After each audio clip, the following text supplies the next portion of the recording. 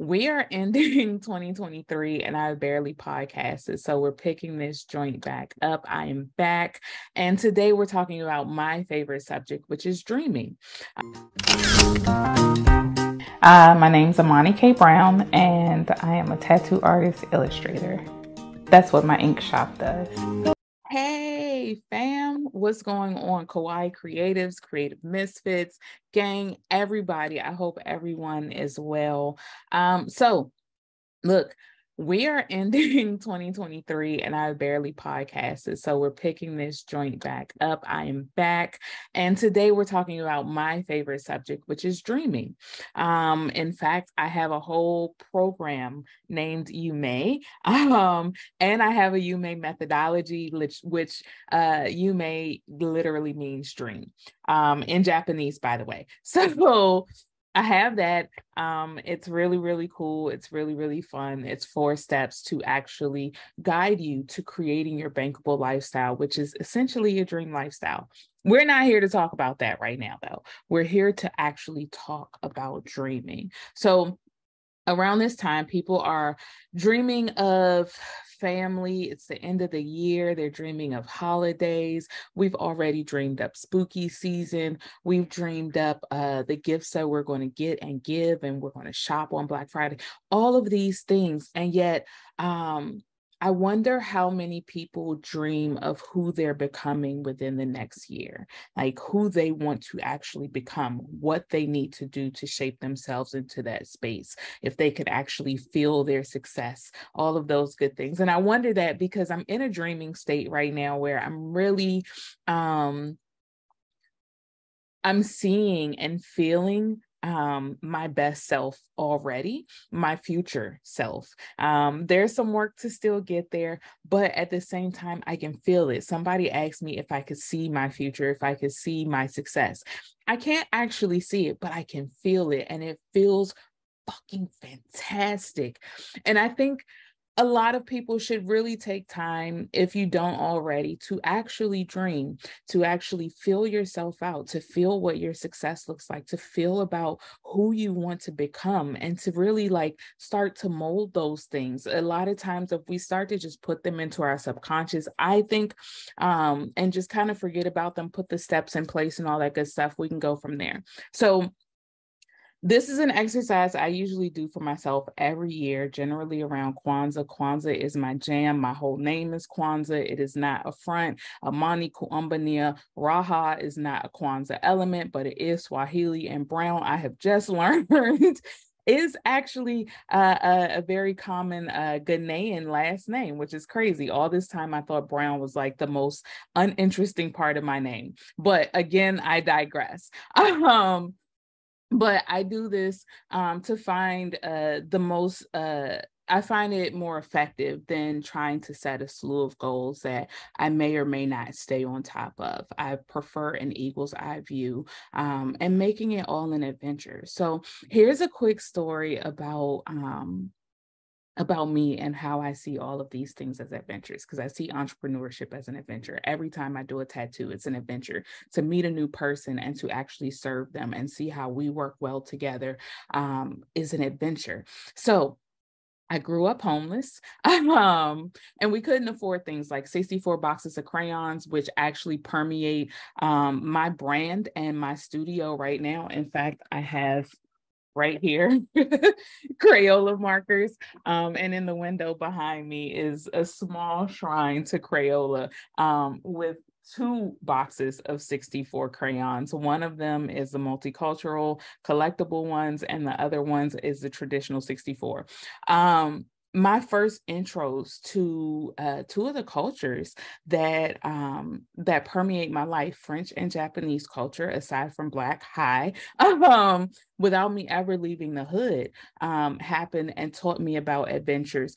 And this is all while like literally my mom was bathing me by candlelight. So imagine growing up and having your dreams stripped away from you. Like just close your eyes and imagine that. Like you have dreams, you have hopes, you have visions.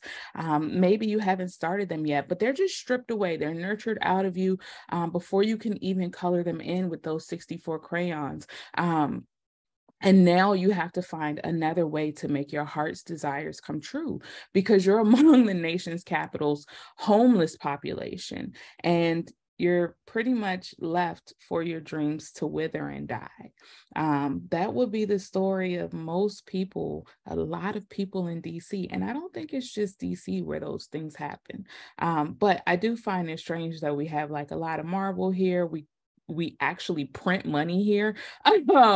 Like the Bureau of Engraving is in DC, but DC has a very large homeless population. And a lot of the things that people know the nation's capital for are literally out of reach for people who literally live at the base of the capital. That would be me growing up in Ivy City.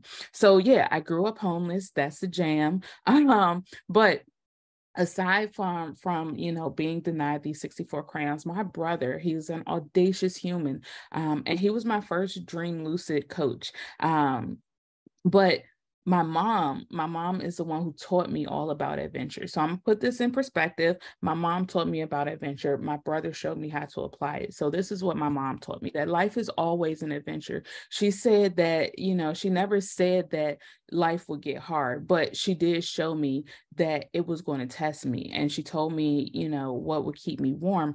It wasn't necessarily that candlelight that kept us warm in a building. I grew up homeless again, and the house that we were in didn't have running water. It didn't have heat. It didn't have electricity, and we were in the attic. So she would every night actually boil a pot of water with one of those tall candles, like like the church type of candles, or what you would put in a candelabra or anything like that. Just one single candle, and it took forever to boil the water, but she would do it in this big pan. And like, we just kind of make a chill game out of it, out of waiting for the water to boil. And then we made a game out of bath time, because of course I was not sitting in a tub. I had to actually grow up washing up. So learning how to actually wash up your entire body without a tub. So she never actually complained about it. We just, she made it more of like an adventure. And she was saying that it wasn't the candles that was going to keep me warm. It was the dreams that I had as a kid that I will remember to this day. And it would inspire me to actually paint my darkest days bright, which is literally what ink play is all about. It's crazy. But no matter what, she would always, tell me that, if I kept my dreams, I would be able to dream lucid, which is what I do now, essentially. A lot of times my brain is light years ahead of me. I'm dreaming about things and my hands just go. I just make the things, I do the things. I'm like, I don't know when to do this. But things that I have done literally like 6 years ago are just now relevant in my brain. It's crazy, but it's dreaming lucid. So to dream, you have to have these three things. You have to have courage, you have to have constancy, and you have to have creativity. Courage to actually bring your dreams to life is the most important thing. That's hands down. Courage is it. You have to have constancy, which means that you have to continue to go at it. So you have to build that courage muscle, that every day, yesterday sucked, but I'm gonna get up and do it again today. And you have to have creativity, because you're going to have to be able to problem solve. And all of those things aren't going to be done traditionally with whatever they taught us in school. And I say whatever because they didn't teach me things that I know now. Life experience has taught me those things. But those three things together, combined, actually grow your confidence in being able to dream. So here's how my oldest brother told me to implement this stuff. Scotty told me confidence as the key to making dreams reality. He's passed on now. He passed when I was 15. He passed of AIDS, and he was literally like the most amazing warrior that I've ever seen. He's literally the essence of eclectic excellence, and it seemed to drip from his pores, because anytime you question him about his style, he just smile and say, "It's in me." That was my brother. Like, it was like a little in me, and it was real cool. So he was my personal dream lucid coach, as I said before. And what happened was, when he left me, he said he'd always be with me. And that's weird, because it's like, how you gonna always be with me, fam? And it came through that I would have to learn how to dream with my eyes wide shut, literally just like open, but I'm not actually paying attention to the world around me. Yes, I'm navigating it. Yes, I'm able to cross the street, things like that, but I'm seeing other things. I'm not seeing my world as it's set out before me. I'm seeing the world that I want to create. And a lot of times he shows up in it. But when it comes to Scotty, he taught me how to dream and give myself permission to keep dreaming, even in the midst of mental health waning. I'm bipolar. Um, and never waiting for the world's acceptance or approval. There's a clip that I shared on Instagram about being a Black woman and how, when it comes down to it, I was actually dead on arrival, just like most Black people in America. That's not just, just women or men. Most Black people in America, when you are born in the US, you are dead on arrival. That means that you come in below surviving, below it. Like, that's crazy. So so he always taught me to not have the world's acceptance and approval, because I wasn't born into that life under any circumstances. The spirit that he moved in was, there was no seat at the table for him, so he built his own. And that's the spirit I move in. He always authorized his own dreams. He rocked his own designs, and he played this flag game of Mother May I. But if you know the game Mother May I, you wait for an actual response. So you say, Mother May I, and they say either yes, you may, no, you may not. And if they say no, you may not, you have to change it. If they say yes, you may, yes, got it. But the thing is, he was never waiting for my mom or anybody else to give him permission. He looked in the mirror, and if it was right, if it was his mood, if it was his vibe, if it was aligned and authentic to Scotty, yes, you may. If it wasn't, and it was like, something's off, not feeling this vibe, X, Y, and Z, no, you may not. That doesn't mean that he was changing him. If it was no, you may not, it was no, you may not. And it wasn't no, you may not in a negative way. It was no, you may not in a very do better, right? type of way to himself. And it was a personal development challenge. And he developed his personal brand by developing himself with this particular game. I take from that. And he would always literally just say, yes, you may. Courage is the most important part of dreaming. And the reason being is because there are many dream killers in the world. You are probably surrounded by them. I have been, so was Scotty. And while my mom wasn't, I don't know if she was surrounded by dream killers, probably so. And she never actually showed her hand in dreaming, but she did encourage us to dream. So courage is the most important thing. And when you take constancy, consistent or constancy, constancy, confidence, or I'm sorry, whoa. Confidence is the most important thing, because there's so many dream killers out there that you have to be confident enough to actually assert yourself, to defend your dreams, and to go forward whatever may. Life is going to life, shit's going to happen, shit's going to hit the fan. Things are going to blow up. There are going to be fires you have to pull out, and yet and still you have to be confident enough in your dreams to say, I'm moving forward. That takes three things. That takes courage, that takes constancy, and that takes creativity. Those are the things that I'm rocking with this year. If you are on my email list, then you already have the three things that creative entrepreneurs are doing that damage them. If not, you can head over to my Instagram. You can subscribe there, and you can see those things in the coming days, if it's not already there. But the three things that people are doing in creative entrepreneurship that we should probably stop doing, because it's killing your dreams, it's killing your courage, it's killing your constancy, and it's killing your creativity, which means ultimately it is killing your overall confidence. I also talk about this on the blog, but if this is you, if you need help here, then you should go ahead and hit me up.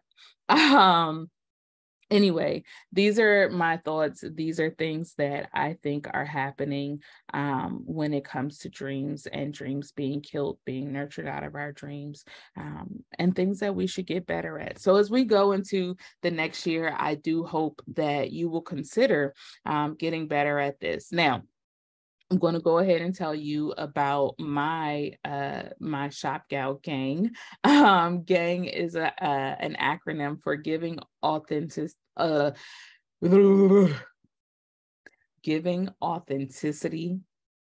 for new life, for new growth. So I want to invite you to join the gang. The gang is literally a place where you can let go of resentment. You can actually practice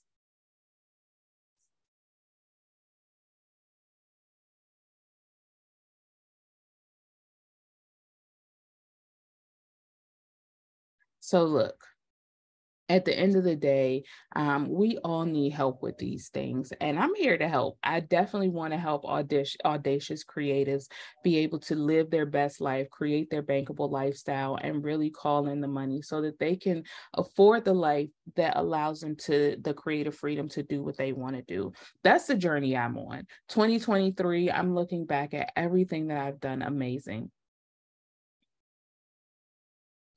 So, look, I want to be able to help creative entrepreneurs, especially audacious creatives who want to level up into entrepreneurship. And with that, I want to introduce you to Shop Gal Gang. It is my personal community where gang, Gang, means giving authenticity for new growth, being able to step into your true self, unmasked, unworried, unbothered, unfazed, and really going forward to build your profitable, personal, and purposeful brand. Being able to really, really hone in on the business and the brand of you. So with that, so many people have expressed that they just like to get started, that they're overwhelmed with too many creative ideas. And this was on my email list where they've expressed this. They simply need hacks for creative consistency and accountability. I'm big on accountability, so I get it. And more than anything, people want to be able to streamline and make sense of and make money from their gazillion creative ideas. And I'm just the girl to help you with that. I built a multi-six-figure business as a tattoo artist doing just that. So I got you. In Shop Gal Gang, it is 12 months. It's a subscription. And for 12 months, you get help to do all of those things, but you also get help in how to schedule your content, how to kick off your business, best operational systems, and of course, how to show up authentically. So that's what I have to offer so that we can all build and be great next year, so that we can all, step into the best versions of ourselves, so we can visualize the best versions of ourselves and then make a plan of how to get there. That's the most important part. Past visualization, past being able to fill it out, it's going to really be making a plan and executing it. And those two things are where I get to be able to help you if you allow me to support you along the journey. So, two things. One, hit up my Instagram, subscribe, say hi, let me know you're here. If there's anything I can help with, please feel free. And then two, when you get to my Instagram at that link in bio, I want you to hit that email list and I want you to subscribe. I want you to be able to get access to my offers, to more insight, to tattoo brand and style, conversation as we kick off Shop Gal Gang. I want you to be able to access everything that would make your journey shorter and greater. It took me 20 years and a whole lot of money to be able to make the business that I made. And, these days we could do it a lot shorter. So I would love to be able to help support you along your journey. At any rate, whether it's with me or anybody else, just keep dreaming and don't stop there. Start doing so that you can see your dreams manifest in real life and really come true. That's what I want to see for you. I like that for you. So yeah, that's all I got. And I hope I'll see you soon. Janae.